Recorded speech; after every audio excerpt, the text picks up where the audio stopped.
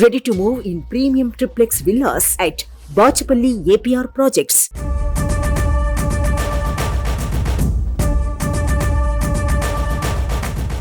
కేంద్రంలో మూడోసారి ఎన్డీఏ అధికారంలోకి రావడం పక్కా.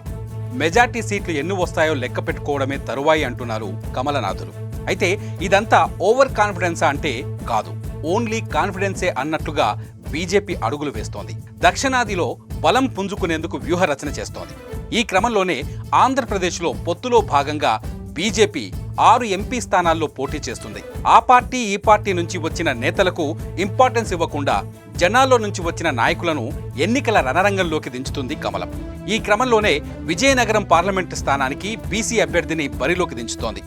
బీసీల్లో అత్యధికులైన తూర్పు కాపు సామాజిక వర్గానికి చెందిన గేదెల శ్రీనుబాబును పార్టీలో చేర్చుకుని పోటీ చేయించే ప్రయత్నం చేస్తున్నట్లుగా సమాచారం. అంటే ఎక్కడ ఏ సామాజిక వర్గం అయితే బలంగా ఉంటుందో ఆ సామాజిక వర్గంతోనే రాజకీయం చేయాలనేది బీజేపీ ఆలోచన.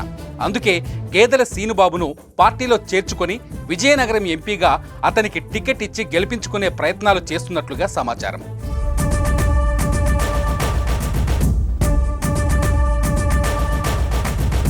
అదే జరిగితే బీజేపీ వైసీపీకి చెక్ పెట్టే బలమైన తూర్పు కాపు అభ్యర్థిని బరిలోకి దింపినట్లవుతుంది. అంతేకాదు, వ్యక్తిగతంగానూ గేదెల శ్రీనుబాబుకు చాలా మంచి పేరుంది. యువ పారిశ్రామికవేత్త అయిన శ్రీనుబాబు తన సేవా సంస్థ ద్వారా ఎంతో మందికి ఉపాధి అవకాశాలు కల్పించారు. రాష్ట్ర వ్యాప్తంగా కోట్లు వెచ్చిస్తూ తగిన సహాయ సహకారాలు అందిస్తున్నారు. ఇటువంటి నేత రాజకీయాల్లోకి వస్తే మరింత మంచి చేస్తాడనే నమ్మకం ప్రజల్లో కూడా కలుగుతుంది. అదీగాక శ్రీనుబాబు ఉత్తరాంధ్రలో ఎక్కువ శాతం ఉన్న తూర్పు కాపు వ్యక్తి కావడం కమలానికి కలిసొచ్చిన అంశం. అలాగే బీజేపీ కేంద్ర రాజకీయాల్లో బీసీలకు అధిక ప్రాధాన్యమిస్తున్న విషయం తెలిసిందే. ఆంధ్రప్రదేశ్లో కూడా బీసీలకు ప్రాధాన్యత ఇచ్చి ముఖ్యంగా ఉత్తరాంధ్రను బేస్ చేసుకొని అందులో బీసీలను కలుపుకొని వెళ్తే ఖచ్చితంగా రాబోయే రోజుల్లో ఉత్తరాంధ్ర నుంచే బీజేపీ ప్రస్థానం మొదలయ్యే అవకాశాలు కనిపిస్తున్నాయి. అదే జరిగితే ఆంధ్రప్రదేశ్లో బీజేపీ మొట్టమొదట గెలిచేది విజయనగరమే అవుతుంది.